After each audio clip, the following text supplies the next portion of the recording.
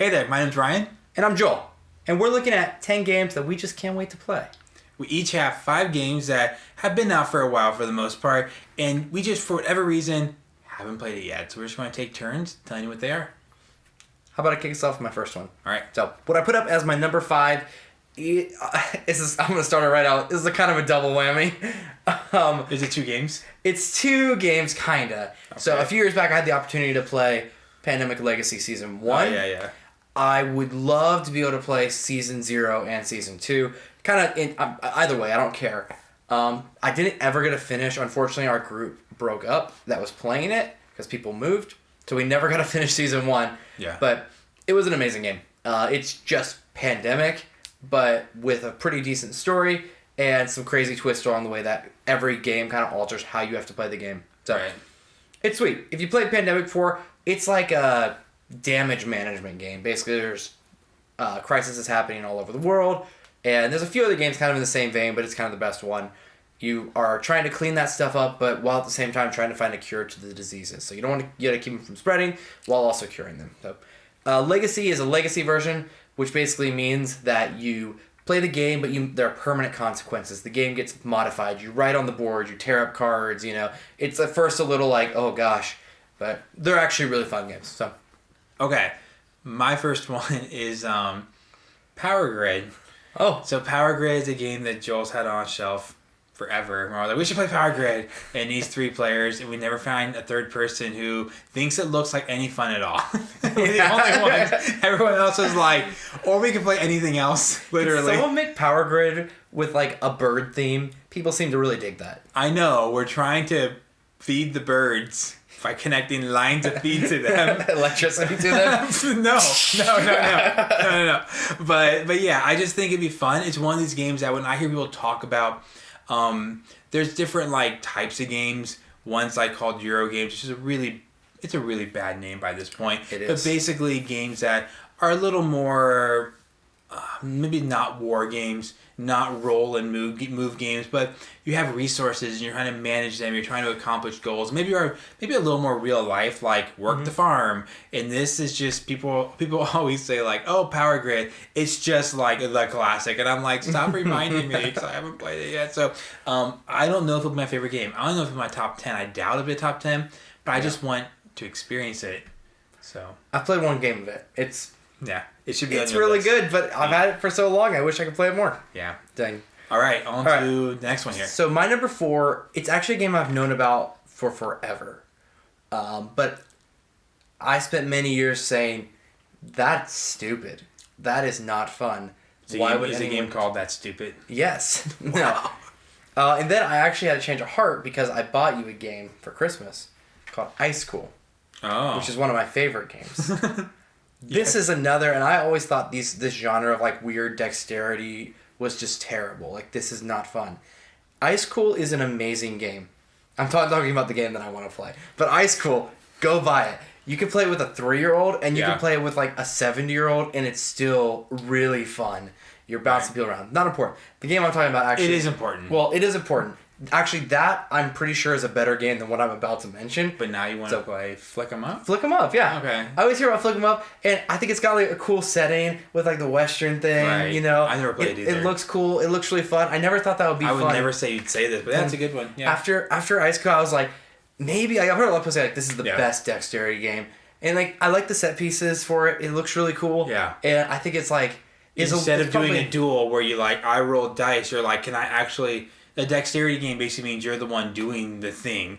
Yeah. So it's just so different. Like Ice Cool, you mentioned, like instead of like most games where you roll dice or play cards to do something or strategize, you're just like, if I can shoot an Ice Cool, the penguin through the door, I'll score a point. Or this, if I can hit you by flicking at you. So it's kind of skill based. Yeah. But yeah, that's it. This is going to be for sure. It's actually appropriate. That's my next one because my number 4. But this is going to be by sure. 4? Is it Twilight Imperium 4? Yes. You ruined the reveal. Oh, sorry. It's by far the most shocking game on my list, I think, because I don't even know if I want to play it. But no, don't shake your head. Because I'm scared. Like, I know what it is. But I also... Reasons I haven't played it is because I feel like I know. If you don't know what it is, it's just like massive, all-involved game that like you can see all the different stuff it does. But I know people. One of my friends was like, "Oh yeah, like my friends and I get together a couple times. Can't do that often, but we just make a day out of it. We play Twilight Imperium. We go out for lunch. We come back. We play Twilight Imperium, and that's not like they played it all day, multiple rounds. That was a game. But I'm really interested in that because I can play really light games, but I also like just these super all-involved games. If there's content, I don't want to play for 6 hours and not be fun. But I want to try it, and I feel like I would almost be into that. But I also am probably not going to do it with most people. I'd have to know the person was not going to ruin. Like, once you're into that, you can't be the guy that quits 3 hours in and ruin the next 4 hours for everyone else. But if you're stuck in a bad group and people are mad or not having a good time or just so intense, like, I would want it to still be like at least somewhat enjoyable while I do it. So, but I want to give it a try. I feel like at some point in my life, Twilight Imperium 4 or any of them, honestly. I would really enjoy being able to give it a shot, even though it's not really up my alley at all. Right, what you got next? My number 3 is a game I really didn't think I'd like either. And then we played a version of it, and I liked it a lot. And I don't like the theme, but I think I get over it because the game was good, and that game's Terraforming Mars. Gotcha. So, I didn't really appeal to me. I never was drawn to it, but we played a version of it called Ares Expedition. Ares Expedition? Ares Expedition. We played that version, and it was excellent. And I watched your videos of it, again, playing solo mode, and I thought it looks really fun. Yeah. So, maybe you should describe it, because you're actually way more familiar with the game. Which one? Ares Expedition or the original? The base game. I haven't played the base game. Oh, you haven't? No. I thought you had. No. Well, I want to play it. It looks good. It looks really fun. It looks great. Ares Expedition is really fun, and I know the similarities kind of, but yeah, it would be a game that it's like has such a strong cult following. I don't want to try to describe the game. I kind of know the gist. Here's what I would describe. Here, you go out there on a bridge. All right, I'll go out there because I'm ignorant. You have resources that you can use, physical resources, but you're also trying to build up an engine, kind of like other games, to produce more resources. So you're not only trying to get like a supply, you're trying to increase your capacity, so when the supplies come in, you get more. And then you're using that to terraform Mars. And you're all working together to terraform Mars, but you want to be the best at something while you're doing it. That's my understanding. Yeah. I don't know a lot. The theme really didn't appeal to me, so I was just like, whatever, I won't care about this game. But now that I've played Ares Expedition, I thought it was really good. Right, and I don't know if it's the same in Terraforming Mars. Let us know if you know. But in Ares Expedition, the newer version, it's several years newer, like 5, 6, 7. One thing I really like about it is that the game ends when Mars is terraformed, which I feel like it seems so simple. Like, it's just a little detail. But so many games, like, it ends with 10 turns, where someone gets to 20 points. But this game, you just play the game. And then when you finish terraforming Mars, the game, which makes sense, like you're trying to terraform Mars. So even the solo mode, like you win if you terraform it, you lose if you don't terraform it. Yeah. I'm like, that's nice. It's a solo game. It's not like, I finished. Let me see. Did I do well? I don't know if I did well. Where's the score table? Apparently I did bad today. Like, you don't know, but that games are like, I terraform Mars. And I haven't got to play the solo mode, but watching you play it, I thought it looked actually fun. Neither of us are. Like most solo modes. Yeah. That's not really my thing, and I don't think most of them are actually fun. But that one looks good. I think newer solo modes are actually giving you a real mode, and not just play a bad version of the base game, but this Ares Expedition. We're talking about two games here, sorry, but one's Terraforming Mars, and one's a new version, which is Terraforming Mars, Ares Expedition. That one, I think, is a newer breed of games that are like, let's actually make a solo mode that does a few things fundamentally different, just to give you because not all games just work by saying, oh, you just do your thing by yourself. But no, that's a good one. What you got? Okay, so if I had to say my favorite genre of board game, it would be worker placement. Yeah, worker placement. So worker placement games are games where instead of just saying, hey, I want to get like a wood, you have workers or you have people or you have animals or whatever they are, and you put them on the spot and you take it, and typically they involve some sort of blocking. So I like worker placement games because they have this element of you have to get into your opponent's mind a little bit. Like, okay, I really want to grab the stone, but they need to build that bridge more than I need the stones. If I build the bridge on this turn, that will give me one turn ahead. I just like that, like, you're trying to figure out the next couple turns. So worker placement games are kind of like my ideal situation. So this is a huge one I've never played called Feast for Odin. Oh. So have you played it? I haven't got to play it. I know about it though. It looks insane. There's like a million spots on the board. It looks hard to learn. It looks like a lot. It looks kind of scary. It's a game I want to try. Like, here's a worker placement game where the box. Like, have you seen the box? Yeah, it's huge. It's big. You're just like, oh, what's inside this thing? Dude. So I just want to give it a shot. That's a really good pick. I didn't see that coming at all. All right, my number 2 is actually a game you can't get. Yeah. Oh, boo. I know. That's my number 2 as well. Oh, really? You can get it, but it's hard. But okay, mine cannot be gotten. It will at some point in the future. And it's Frosthaven. Oh, okay. I can't wait. I've been playing through Gloomhaven for like, I think it came out 2017. Since the day he was born. Almost since it came out, like 2017, 2018. It's crazy. I'm sorry I'm dating your video by years at this point, but it's many years of Gloomhaven. It's been awesome. And like we've taken a very slow approach to it. I know some groups have like binged played it in a few weeks, but like how I've played it is just like every few weeks or sometimes there's months in between, we'll play a few missions, and it's been just, it's awesome. It's a great dungeon crawl at its core. So like if you just want that D&D dungeon crawl, it's just that. It's really good at it. And it also has RPG mechanics and it's pretty good at all those. It has a world that gets modified as you play, which is really hard to get used to, but because Gloomhaven's so huge, unlike Pandemic Legacy, which is 10 rounds, Gloomhaven is about 100 with the expansion, maybe like 110, I'm guessing. So, and again, I've been playing this for like 4 or 5 years, so it doesn't feel as bad to like, we've made changes to the world, and one thing that's really cool about the game is stories come back up later. So if you play a character for a while, and then you retire, like you would in like Dungeons & Dragons or something, then you put cards in the deck actually that are follow-up to your character's story. So you later on, as your new character, could encounter your old character and like on the road and say hey to him. And so, but at its core, like the gameplay is just really good. It's a great dungeon crawl. Every level has unique things, new clever ways to hit the mechanics. Range combat's weird, but other than that, and the writing, I'm so bad. I think the story's great. I think the dialogue's really bad. So we ended up making fun of it. Anyways, Frosthaven's coming up. It's going to be just like Gloomhaven, even bigger, more campaigns. Gotcha. It's supposed to make some tweaks, hopefully make the world better. I hope it doesn't fall into that sequel problem where it just tries to outdo everything. I hope it's just comfortable being more of what's already great, because then it'll just be good.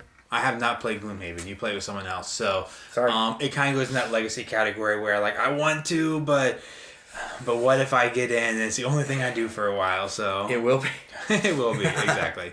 All right, so is your number 2 difficult to get because it's not yet out, or is it difficult to get because it's not in print anymore? Okay, my number 2, I think it came out, I looked it up, I think it was 2018, and then I think it was kind of popular, and then it got produced and got put in the stores, and it got really popular, and now you can get it from the publisher's website sometimes, but I look sometimes and it's out. So. Can I make 2 guesses for what I think it is? Yes. Scythe? No. 2018? I think so. Scythe. What else? Oh, I know what it is. It's the Fort guys. Yeah. It's a 4-letter word. Root? Yeah, Root. Root, yeah. Okay, so when I first saw Root, actually the Root and my number 1, 2 games I haven't played yet, but when I first saw, like, one of the things you just read about and you're like, I think they made this game for me. It's like, it's not worker placement, but you're on a board, and it's weird because it's actually a war game, even though it looks like you're cute animals, but it has this, like, you're on the board, and I love asymmetric powers, and every faction is so different, and I'm like, oh my goodness, you could play this game. People could be so totally different in strategy. So one character, I know something about some of the characters. So one, the mice, they're like the woodland creatures that already own the whole board. So instead of the game, it's actually a war game. Mm-hmm. But instead of being a war game where you're like, oh, everyone's just, equal footing, or maybe one person's slightly better at this, or lots of war games, like everyone's kind of out there, but you have a little more attack, you have a little more defense or whatever. It's just like, okay, so you own the whole board, but you're mice. So the eagles are going to be eating you the whole game. You're going to lose everything. Your goal is to build enough like production, factories, and stuff like that, so you can get your production up. And if you get to a certain limit, you win, kind of assuming that you can now defend the woods. The eagles start in like one space, and they're like superpower. Everywhere they go, they just kill everyone. But you have very specific like rules of which they conquer, and like basically your gameplay is very different. So you also have like there's like the underground kind of army, and they're not even on the board. They're just like playing on their own player board. If they get enough things put together, that faction, they go on the board and they start a revolt in the zone. And then the fourth one, the core game, is you're just a peddler. You just go around and you say, hey, I'll give you a deal you can't turn down, and they can't turn down. It's like, I'll give you this shovel, which will help you with your board, but you have to give me this. And if he gets enough of those win conditions done, he can win the game. So he's just trying to play like the middleman. So whoever's losing, he's incentivized to give deals to them.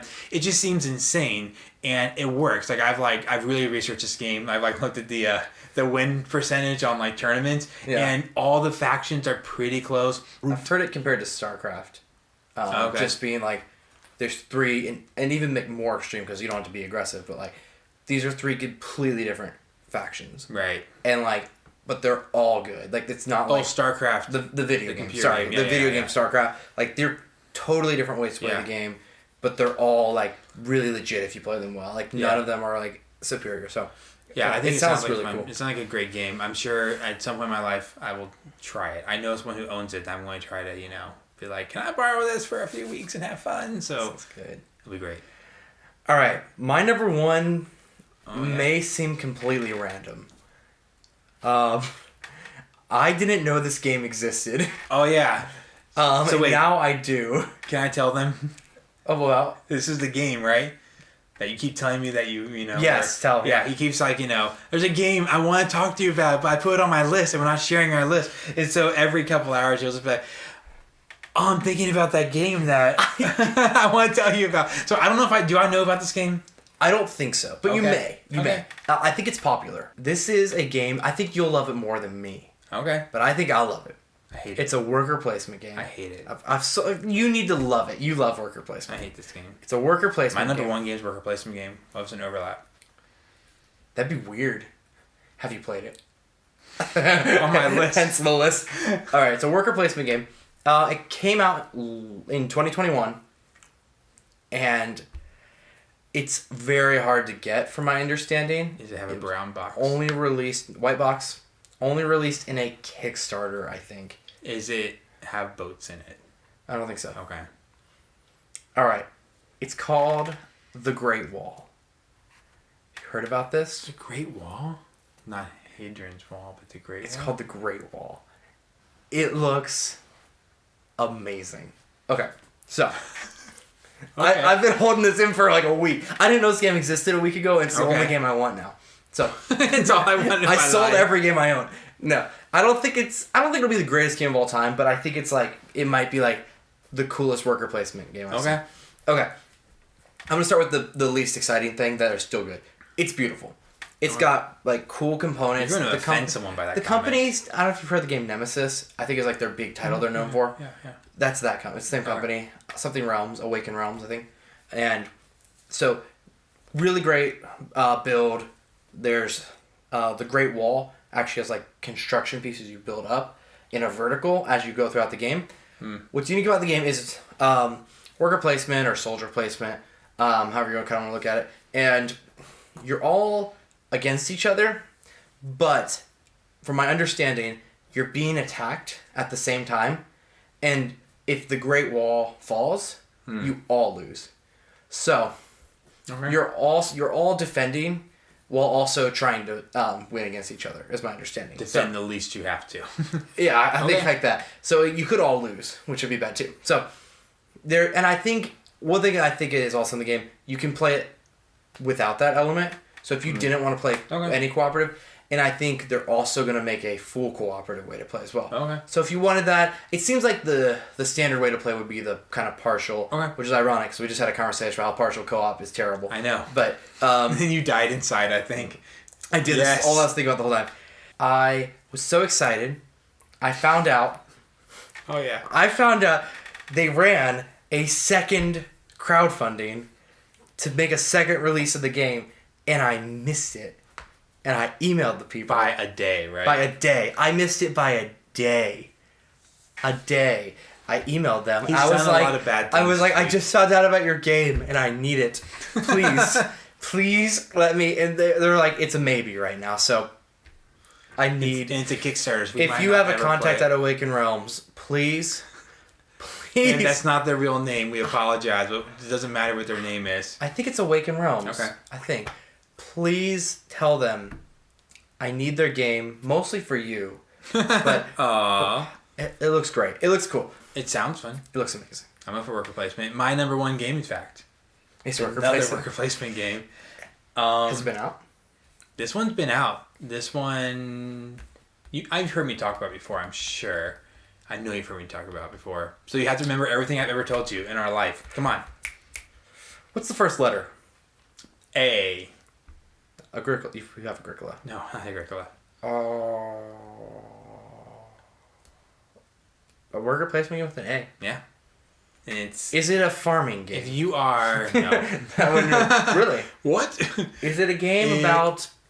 It's a game that I think if you are in the gamer sphere, you're probably like, what? You haven't tried this yet? And I know. It's a game that, like, I told you, Root, and then this game here, my number 1 and 2 are just like, I couldn't choose them. Actually, before the video, I swapped them really quick. Then I swapped them back, and I'm like, I don't know. It's sort of to me like what comes after, I think, viticulture. So, not that helps you much, because viticulture worker placement. But in my mind, it's like, do you want viticulture plus some other things that could be just fun? And they made a whole series. A series? There was already a series before it of 3 games. And it's the first of a series of 3 games. We talked about earlier today. They're making another series of 3 games. Some of them were in the north. Some of them were in the west. Architects. Oh. We talked about this today. Didn't we? Oh, maybe not. Cut the tape.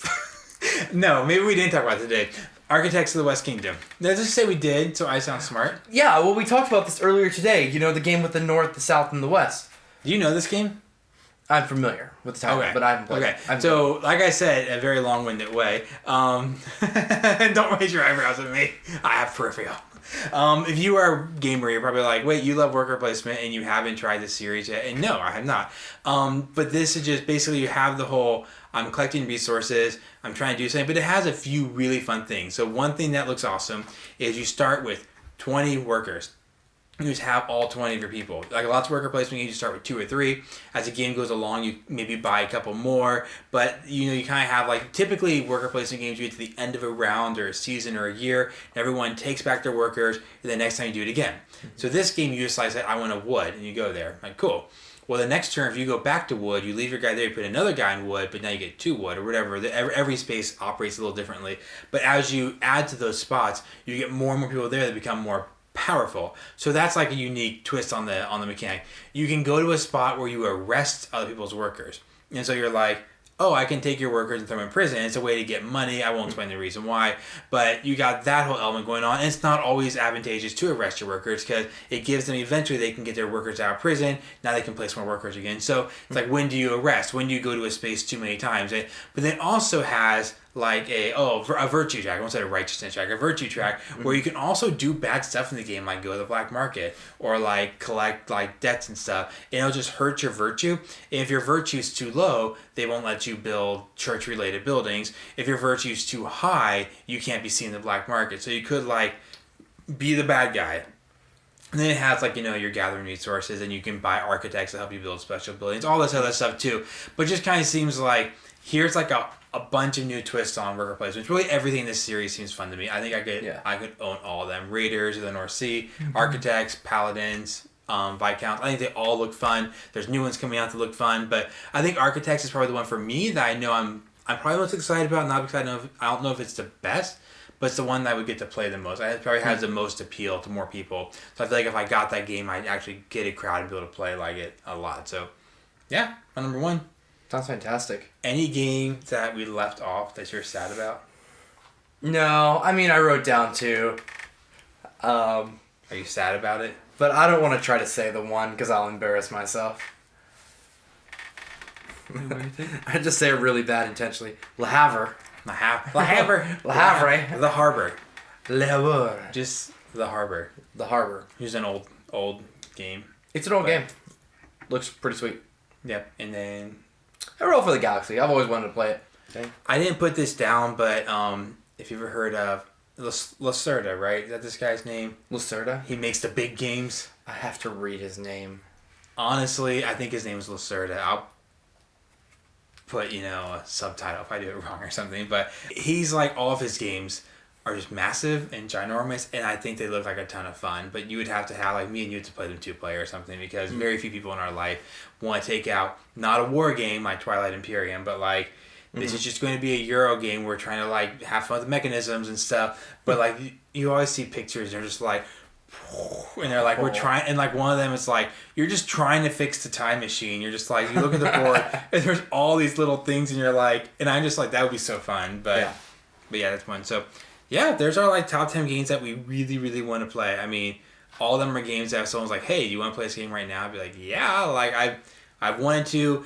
There's just a lot of games. There's a lot of good games in the world. A lot of good games. I don't know how you are. My personal thing is I don't want to just have 50 unplayed games on my shelf. I want to play my games, and I like playing games multiple times to kind of get a really good experience and really good value out of them.